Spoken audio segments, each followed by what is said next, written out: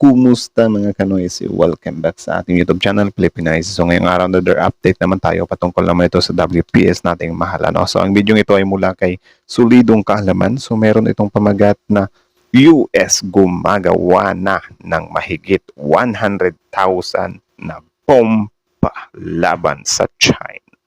So, yan yung panonood natin ngayon, men. So, bago natin simulan, Solidong Kaalaman, suportahan nyo yan. Tapos syempre kung trip nyo ng mga ganitong reaction video, may kasama kayong manood, huwag nyo na rin kalimutang suportahan yung YouTube channel natin, Philippinoisy. So mga kanoisy, hindi na natin ito patatagalin pa. Simulan na natin, baka agawin ba ng China? Agad ang pamagat ng video ito, US gumagawa na ng mahigpit mahigit 100,000 bomba laban sa China. So pasensya na hindi natin gaanong banggitin kasi syempre magagalit si Lolo White scene yan, ano. So again, Solidong Kaalaman, Philippinoisy. Like, comment, share, subscribe. Start.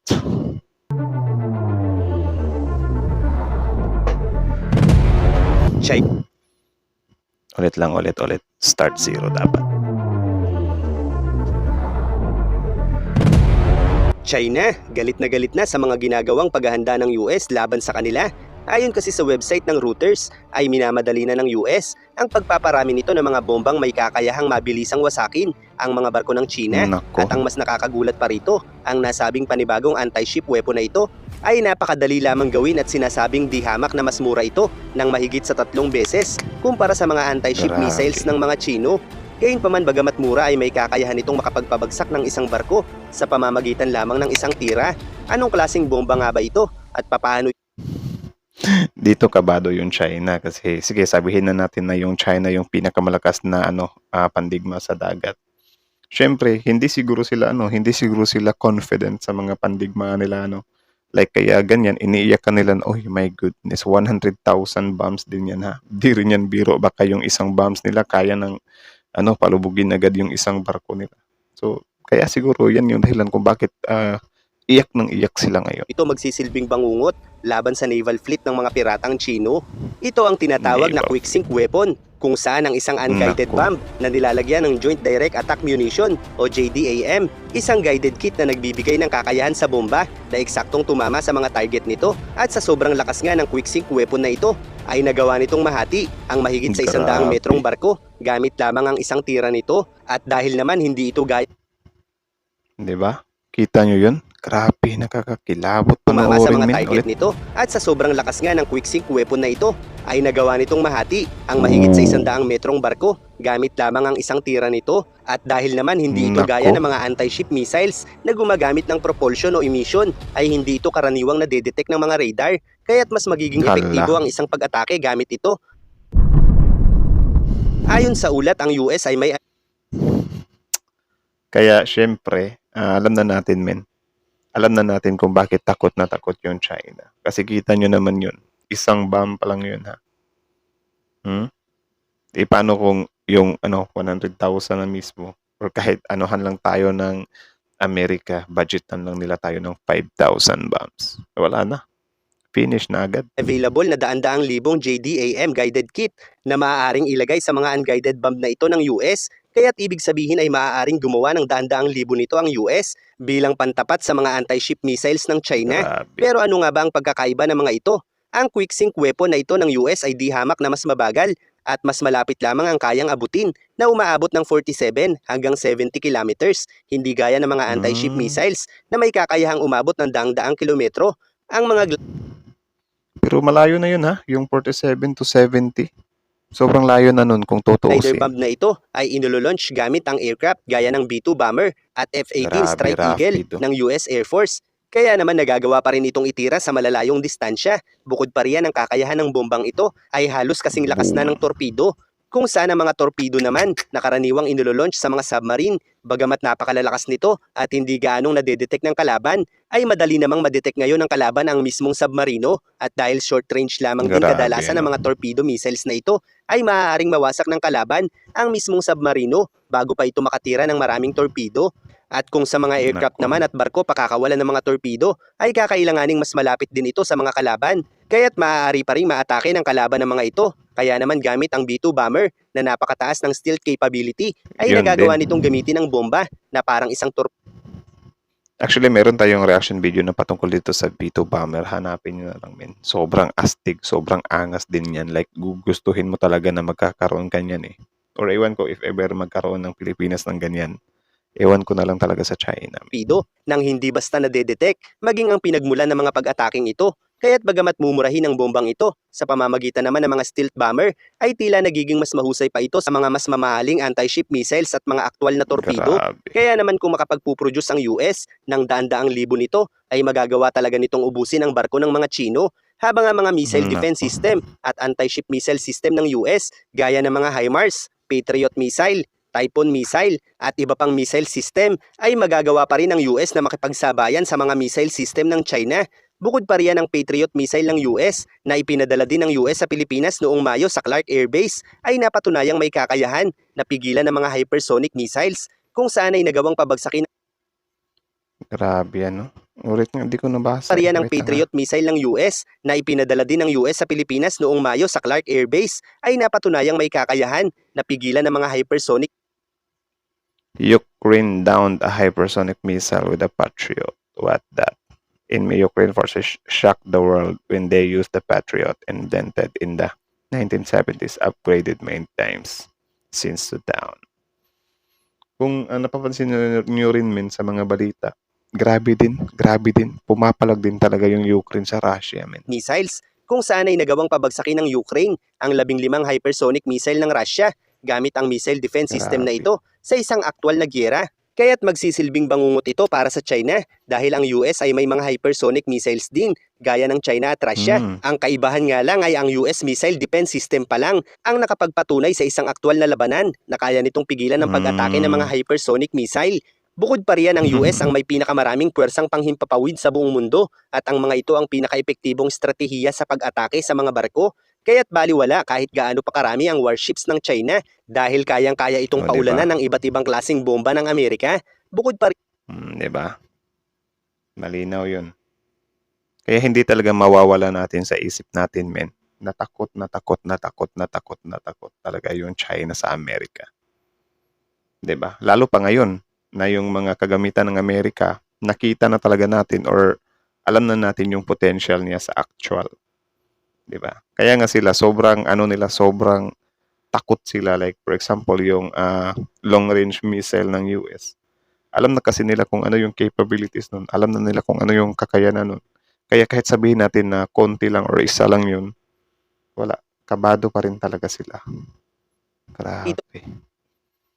ito ang mga dating base militar ng Japan sa Pasipiko noong World War II ay ginagamit ng muli ng Amerika upang punan ng mga sandata habang patuloy na nagbebenta ng mga sandata sa Taiwan at maraming bansa sa Asia. Kaya't kung susukatin natin ang kalamangan ng US laban sa China, ay bulag na lang ang hindi makakakita na walang kalaban-laban ng China kung susubukan nilang makidigma sa Amerika. Kaya naman talagang nakapanghihinayang Kaya siguro hindi din nila basta-basta mapapasok yung Taiwan kasi alam din nila na US din yung samkay nagsusupply. 'Di ba?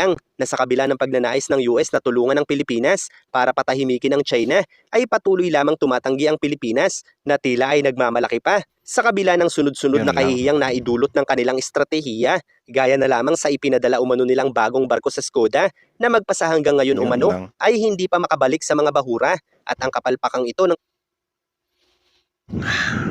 Ito na yon. Ito na yung samkain kinakatakutan natin, which is nangyayari na nga. 'Di ba? So, yun. Sabi nila na makakapasok tayo dyan anytime. Pero ngayon, I think 2 times na nilang sinubukan pero hindi pa rin nakapasok. So sad. Tapos syempre, kapag makapasok na naman yan dyan, of course, yung resupply mission na naman, doon na naman tayo magkakaproblema. Kaya dito, yung mga taong bayan, yung mga kababayan natin, wala na. Puro wish na lang is sana magpa-escort na tayo ng US. tanggulan ng bansa ay tiyak hindi makakalimutan ng mga Pilipino gaya ng ilang dekadang paninisi ng taong bayan sa mga Aquino dahil talaga namang kahiya-hiya na ang Pilipinas sa buong mundo dahil sa kaduwagang ipinapakita ng mga ito. Sa katunayan, ang bago nilang plano ay i-monitor na lang ang mga aktibidad ng China sa ating teritoryo dahil sa takot na muli silang banggain ng barko ng mga Chino. Kaya tila ay mas nanaisin na lang nilang tumingin-tingin kaysa gumawa ng mas epektibong hakbang laban sa China dahil Actually, mahirap 'yun kapagka imo-monitor lang natin kasi 'yun nga, ngayon nga na wala pa silang ginagawa, nahihirapan na tayong pumasok. What more na lang if ever meron na silang ginagawa diyan. For example, ganyan maggagawa sila ng mga artificial na ano diyan.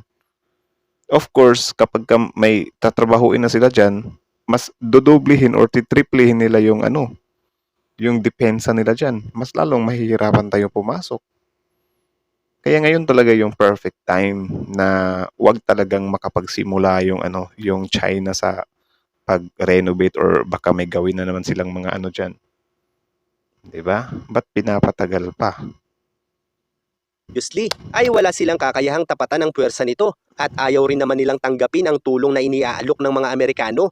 Kaya't baka magpalaki na lang Yun ng lang, betlog ang mga ito habang patuloy na pinasusweldo ng ating gobyerno. bitlog. Kaya't hindi na ako magtataka kung isang araw ay maulit ang revolusyon sa EDSA dahil sa mga katangahang pinagagawa nila. Ang problema lang kapag nangyari Naku, ito at maka-China pa rin ang uupo sa pwesto ay wala pa rin namang magbabago dahil magpapatuloy lamang nalalabas na kahiyahiya ang ating gobyerno. Kaya't yan din. Nahihirapan nga tayo 'di ba na yung administration natin is hindi talaga siya pro-China. What more na lang kung ang mailuklok na naman natin diyan is pro-China na naman.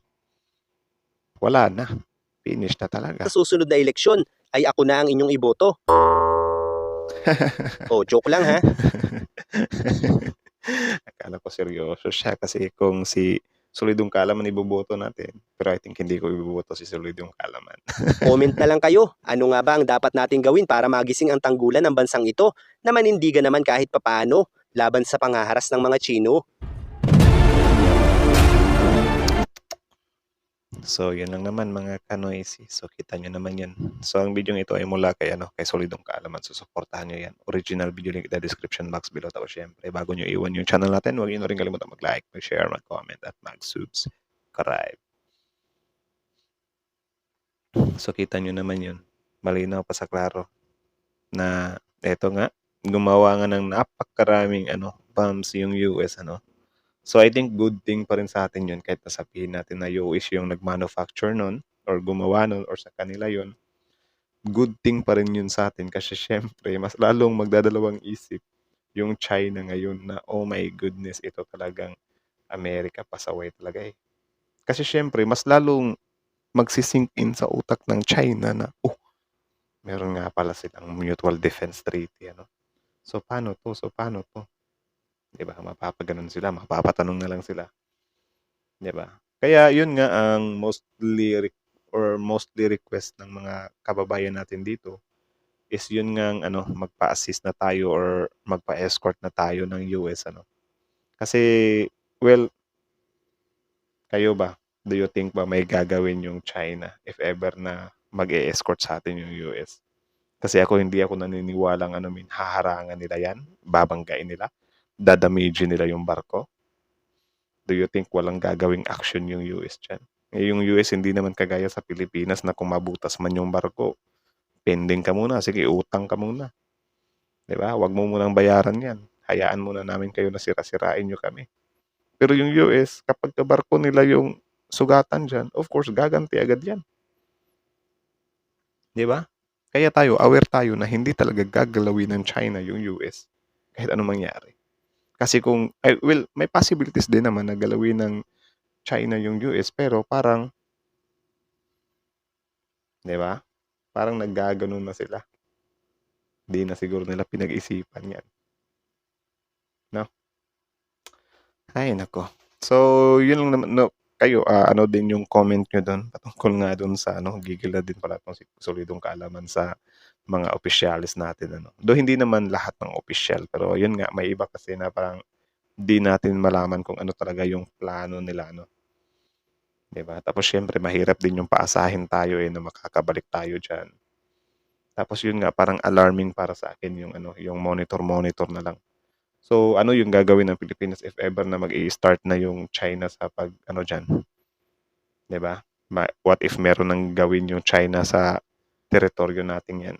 Ano yung gagawin natin nahihirapan na nga tayong pumasok ngayon 'di ba? So mahirap talaga, mahirap.